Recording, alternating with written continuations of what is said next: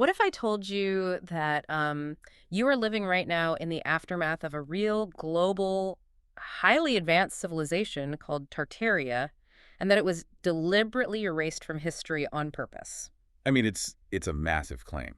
It really is. And Right. we're not building up to it, we're just hitting you with it right out of the gate. Yeah, because today's deep dive is actually a quick teaser for a brand new project we are launching. Right, we are doing a chapter by chapter companion series to fully unpack all the evidence in the book Tartaria, the secret history of the mud flood, Tesla, and free energy.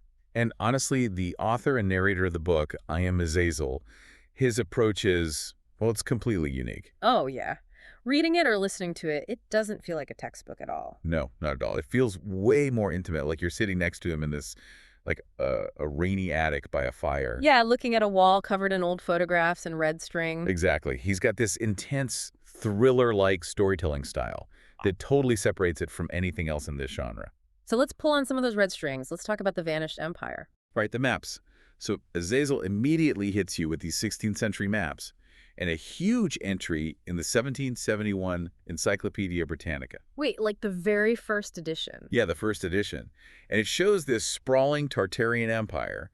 He claims it was a unified territory that was literally larger than Rome. Larger than the Roman Empire. That is wild. Larger than Rome and the Mongol horde combined. But then by the 19th century, it vanishes. Without a trace. No treaties, no giant recorded wars. Nothing. It's just totally gone from the later reference books. But a giant empire has to leave something behind, right? Like physical infrastructure. Well, Azazel argues that the unbelievable advanced technology is actually still here. We just completely misidentify it. Okay, like the domes. Yeah, these massive domes and towers. He claims they weren't just decorative architecture. They were basically designed to pull free energy directly from the atmosphere. Which, to a modern listener, that sounds like literal magic. I know, it sounds crazy. But he explains the mechanics of it. They supposedly utilize the atmospheric potential gradient, which is the natural electrical charge in the air, to draw down static electricity, Wow. basically creating a completely wireless grid, providing free heat and light worldwide. Okay, so the analogy that hit me while reading this is like Nikola Tesla's Wardenclyffe Tower wasn't some brand new invention. Oh, absolutely. That's a huge part of the book. Right, so under this theory, Tesla was just trying to reboot a crashed Tartarian hard drive. Like he was desperately trying to plug a wire back into an ancient terminal. That is exactly the argument. But then, of course, you have to ask, why did the system crash? Right, how does a superior empire just let themselves be wiped out? They wouldn't just turn off the free lights and leave. No, they wouldn't. And Azazel logically connects the fall of this tech to a deliberate cataclysm that nobody talks about. He calls it the mud flood. The mud flood. Yeah.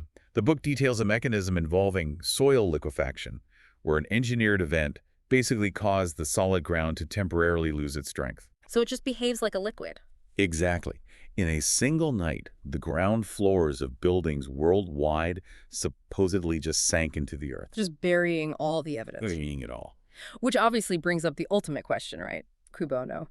Who actually benefits from burying an empire and hiding free energy? Well, this is where he introduces the usurpers. The shadowy elites. Right, the supposed group who orchestrated the flood.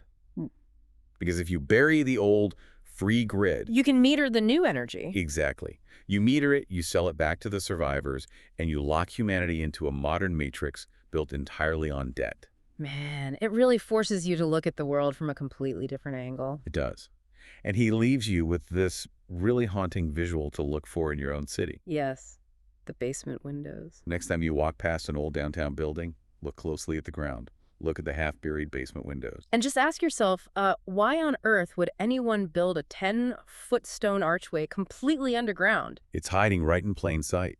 It is such a trip. If you want to dive into the evidence with us, you need to read this book. The link is right there in the show notes. And then press play on episode 1 of our companion series right now to begin the journey. We will see you there.